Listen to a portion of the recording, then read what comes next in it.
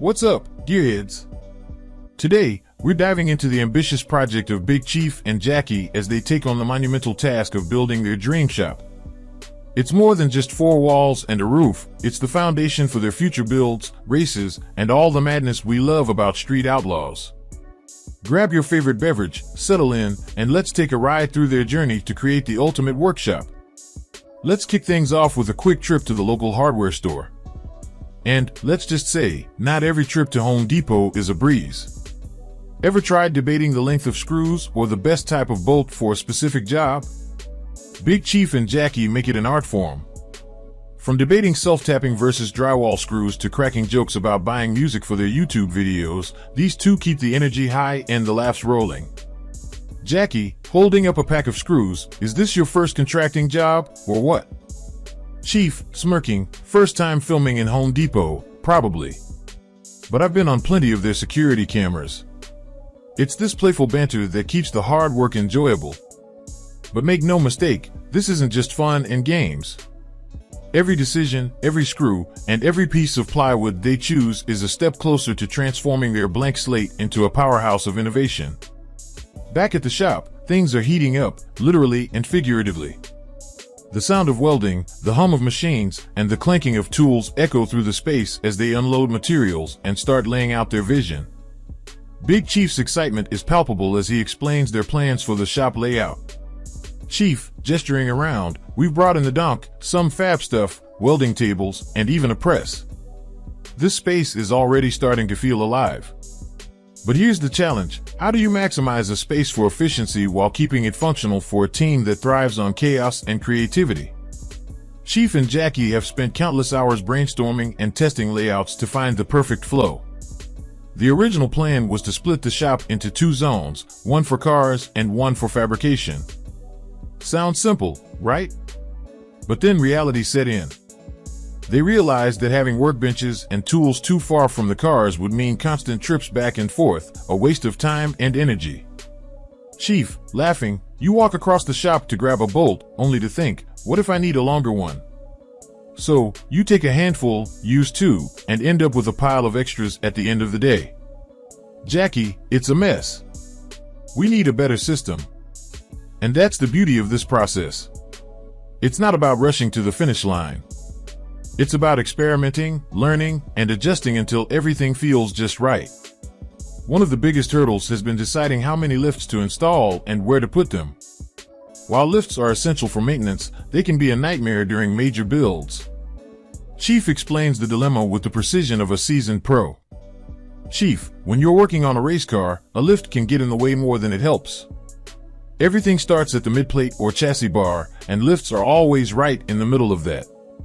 Sometimes, you just need flat ground to work properly.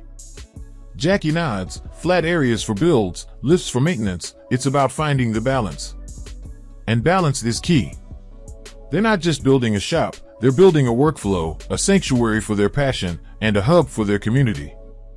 While the current focus is on setting up the main shop, they're already thinking ahead. Chief teases plans for a secondary building to house their collection of cars, some of which fans may have never seen before. Chief, people ask all the time, where's this car? Where's that car? Trust me, they're here. They just need a home. Jackie, grinning, one step at a time. Let's finish this shop first. That's the spirit, one step at a time.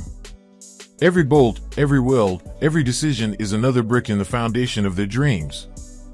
Big Chief and Jackie's journey is a testament to what it takes to bring a vision to life. It's messy, it's chaotic, and it's full of trial and error. But it's also inspiring, showing us that the process is just as important as the result. Chief, whatever we end up doing here, you're going to see it evolve. We're going to move things around until it's perfect. And if you've got ideas, we're all ears. Jackie, but don't expect us to rush. This is about building something that lasts. And that's why we love these two. They're not just building a shop, they're building a legacy. So, what do you think of their plans so far? Drop your suggestions in the comments, hit that like button, and don't forget to subscribe. Because when this shop is done, the real fun begins. Until then, stay tuned, gearheads.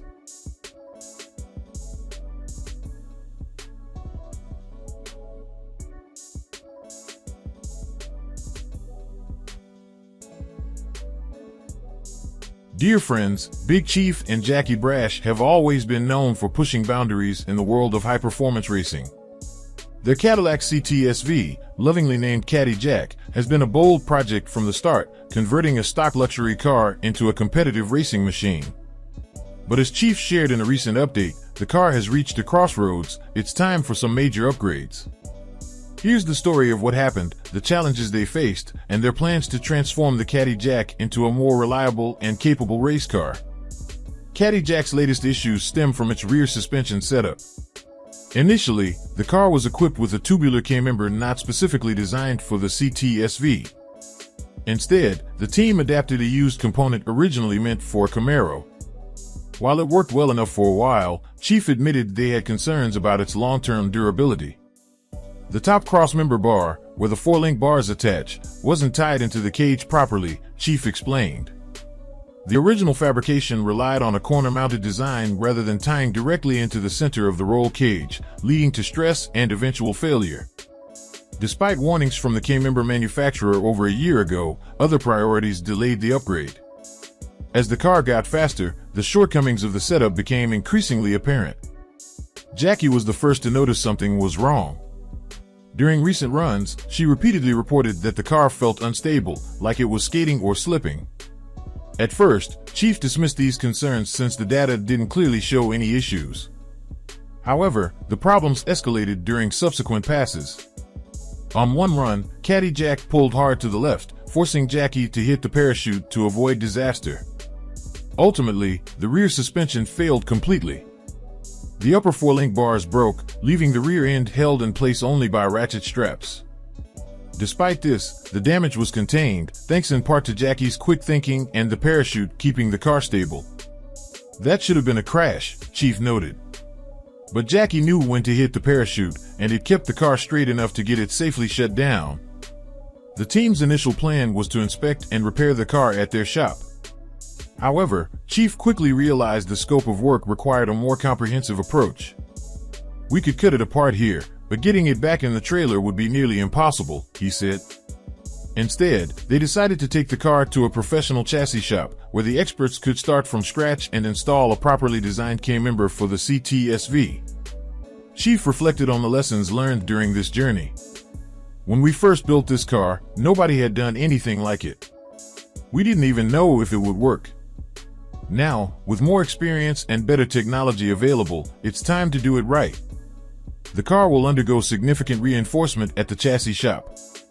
The new design will feature a stronger K-member specifically engineered for the CT-SV, along with a more robust triangulated 4-link setup. Despite these changes, Caddy Jack will retain its stock wheel tubs, chassis, and frame rails, staying true to its roots as a modified street car. Chief is optimistic about the upgrades, hoping they will resolve the persistent rear-end issues that have plagued the car. This isn't just about fixing what's broken, he said. It's about making sure it stays fixed and performs better than ever. The decision to overhaul Caddy Jack wasn't easy, but it's a testament to Chief and Jackie's commitment to the sport.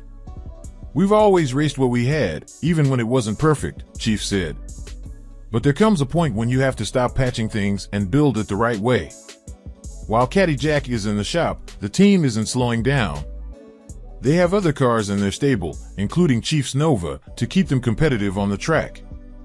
As for Caddy Jack, the team is eager to see how the upgrades will transform its performance. When it comes back, it'll be ready to do what we always hoped it could do, Chief said. Until then, we've got plenty of racing to keep us busy. Chief's journey with Caddy Jack is a reminder that innovation comes with challenges. From adapting parts to troubleshooting unexpected failures, racing is as much about problem solving as it is about speed. But with perseverance and a willingness to learn from setbacks, success is always within reach. As Chief and Jackie prepare to drop off the car at the chassis shop, they're not just fixing Caddy Jack, they're paving the way for the next chapter in its racing story. And if their track record is any indication, that story is far from over.